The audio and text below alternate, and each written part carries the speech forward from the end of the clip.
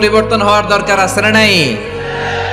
প্রিয় ভাইয়েরা, আদালত, আল আদ ইংরেজিতে বলে জাস্টিস, ন্যায় বিচার, সুবিচার, সুশাসন, জাস্টিস, আল আদাল, সব জায়গায় এই জাস্টিস থাকা দরকার। Justice should be prevailed in the society.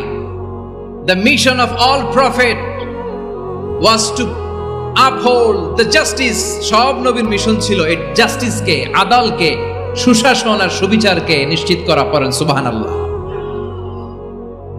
And the core message of every divine scripture was to uphold justice. পৃথিবীর সব আসমানি কিতাবের মূল শিক্ষা ছিল এই জাস্টিসকে সমাজে এনশিওর করা, সুবিচার, সুশাসনকে এনশিওর করা।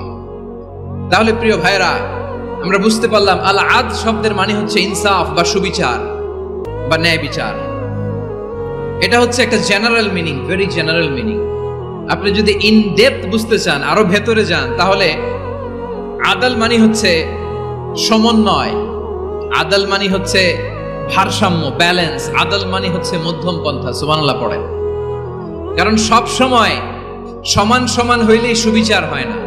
কথা কি বুঝতেছেন? ইসলামের দ্য কনসেপ্ট অফ আদাল, এটা এমন আদাল, এটা সব সময় সমান সমান নয়।